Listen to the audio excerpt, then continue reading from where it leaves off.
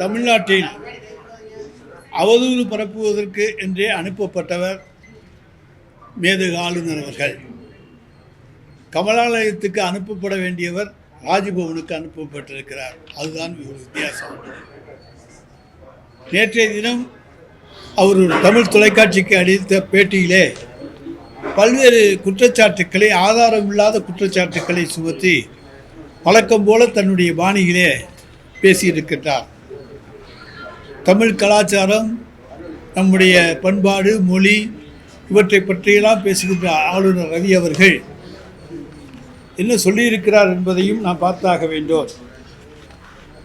தமிழ்நாட்டையும் தமிழகத்தையும் இழிவுபடுத்துவதையே தன்னுடைய தொழிலாக கொண்டிருக்கின்ற ஆளுநர் அவர்கள் அளித்த பேட்டியில் பாஜகவினுடைய ஊதுகுழலாக அவர் முழங்கியிருக்கின்றார்.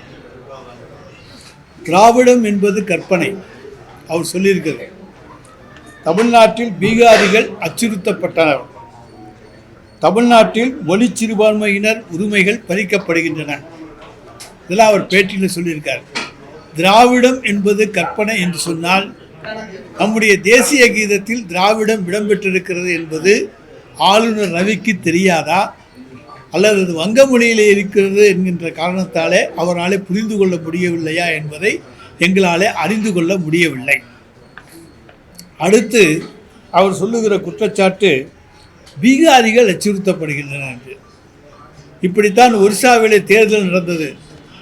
ஒரிசாவிலே தேர்தல் நடந்த நேரத்திலே அமித்ஷாவும் மோடியும் அங்கே பிரச்சாரம் செய்கின்ற பொழுது, ஒரிசாவை ஒரு தமிழன் ஆள வேண்டுமா, ஒரிசாவின் சாவி தமிழ்நாட்டிலே இருக்கிறது என்று தமிழர்களை திருடர்களைப் போல ஒரு குற்றச்சாட்டு சுமத்தினார்கள் அமித்ஷாவும் மோடியும். தமிழர்கள் என்ன திருடர்களா, குற்றவாளிகளா? தமிழ்நாடு என்ன குற்றவாளிகளின் பிறப்பிடமா? ஆனால் அவர்கள் அந்த தேர்தலிலே பரப்புரையிலே சொன்னது, ஒரு தமிழன் ஒரிசாவை ஆள வேண்டுமா, அதுவும் தமிழ்நாட்டிலே ஒரிசாவினுடைய சாவி இருக்கிறது என்று சொன்னால் இங்கே ஒழித்து வைக்கப்பட்டிருக்கிறதா? இப்படி மற்ற மாநிலத்தை பற்றி பேசிவிட்டு பீகார் தேர்தலில் என்ன சொன்னார்கள்? பீகாரில் இருக்கக்கூடிய பீகாரிகள் அச்சுறுத்தப்படுகின்றனர், தமிழ்நாட்டில் இருக்கக்கூடிய பீகாரிகள் அச்சுறுத்தப்படுகின்றனர், அவர்களுடைய வாழ்வாதாரம் பாதிக்கப்படுகின்ற வகையில் இருக்கிறது என்றெல்லாம் பொய்யான கட்டுக்கதைகளை அவர்கள் அவிழ்த்து விட்டார்கள். ஜார்க்கண்டிலிருந்து ஒரிசாவிலிருந்து ஒரு டீம் வந்து, ஐஏஎஸ் அதிகாரிகள் குழு வந்து நம்முடைய திருப்பூர், கோயம்புத்தூர் போன்ற இடங்களிலே இருக்கக்கூடிய பீகாரிகளெல்லாம் சந்தித்தார்கள். அவர்கள் வீடியோக்களிலே வந்ததெல்லாம் வதந்தி. நாங்கள் இங்கே நன்றாக இருக்கிறோம், இங்கே நாங்கள் நன்றாக நடத்தப்படுகிறோம், எங்களுக்கு நல்ல பொருளாதாரம் கிடைக்கிறது, அதன் மூலமாக எங்கள் குடும்பத்துக்கையும் நாங்கள் காப்பாற்றக்கூடிய சூழ்நிலை எங்களுக்கு இருக்கிறது என்று சொன்னார்கள். எனவே எங்கே போனாலும் தமிழனுக்கு எதிராக பேசுவதை இன்றைக்கு கொள்கையாக கொண்டிருக்கக்கூடிய ஒருவர் தான் நம்முடைய ஆளுநரும் ஒன்றிய பாஜகவும். பேசினா உடனே என்னுடைய தமிழ் பற்றி தெரியாதா என்பார்கள். ஆனால் தமிழ் மொழிக்காக அவர்கள் ஒதுக்கியது 150 கோடி, சமஸ்கிருதத்துக்காக அவர்கள் ஒதுக்கியது 2500 கோடி. இதுதான் தமிழ் பற்றா? இதையெல்லாம் இன்றைக்கு மக்கள் புரிந்து கொண்டாக வேண்டும் என்பதற்காகத்தான் நாங்கள் சொல்ல இங்கே வந்திருக்கின்றோம். அதே போல் இன்றைக்கு சிறுபான்மையினர், இன்றைக்கு மொழிவாரி சிறுபான்மையினர் இன்றைக்கு அவர்களுக்கு உரிமை இல்லை என்பதைப் போல ஒரு வதந்தியையும் ஆளுநர் சொல்லியிருக்கின்றார். தமிழ்நாட்டிலே தெலுங்கு, மலையாளம், கன்னடம், அதை போல மற்ற மொழிகள் பேசுகின்றவர்கள் இருக்கிறார்கள்.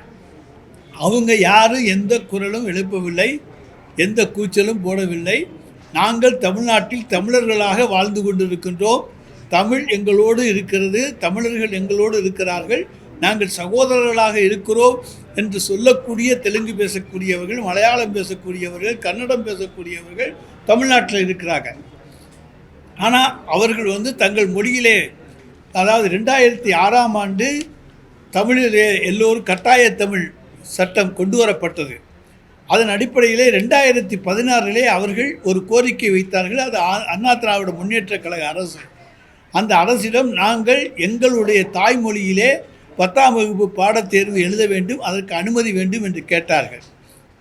அதற்கு அன்றைய அண்ணா திராவிட முன்னேற்ற கழக அரசு அனுமதி தரவில்லை. அதனுடைய பலன் அவர்கள் உயர்நீதிமன்றத்துக்கு சென்று அனுமதி வாங்கினார்கள், உச்ச நீதிமன்றத்துக்கு சென்று அனுமதி வாங்கினார்கள்.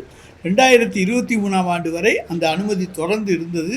2024ஆம் ஆண்டிலே நம்முடைய பள்ளி கல்வித்துறையினுடைய செயலாளர் அவர்கள் குமரகுரு உத்தரவு விட்டார். அதன் அடிப்படையில் 2024-25 கல்வியாண்டிலேயும் சிறுபான்மை மக்கள், அதாவது தெலுங்கு, கன்னடம், மலையாளம் போன்ற மொழிகளை தமிழ்நாட்டிலே பேசி படித்து கொண்டிருக்கக்கூடியவர்கள் தங்கள் தாய்மொழியிலேயே பரீட்சை எழுதலாம் என்கின்ற அனுமதியை தந்த அரசு தான் எங்களுடைய திராவிட மாடல் அரசே தவிர யாருக்கும் எதிரான அரசு இந்த அரசு கிடையாது. ஆனால் இன்றைக்கு பேட்டி அளிக்கக்கூடிய ஆளுநர் ஒன்றை மறந்துவிட்டார். தான் தமிழ்நாட்டில் இருக்கின்றோம் என்பதை மறந்துவிட்டார். இங்கே இருக்கக்கூடிய மீனவர்களுக்காக நாங்கள் ஒன்றும் செய்யவில்லை, போராடவில்லை என்கின்றார். மீனவர்கள் இலங்கை சிறையிலே இலங்கை கடற்படையால் பிடிக்கப்படும் போது பாரத பிரதமரோ அல்லது உள்துறை அமைச்சரோ அல்லது இந்த ஆளுநரோ ஏதாவது ஒரு அறிக்கை வெளியிட்டிருப்பார்கள் என்று அவர்களால் சொல்ல முடியுமா?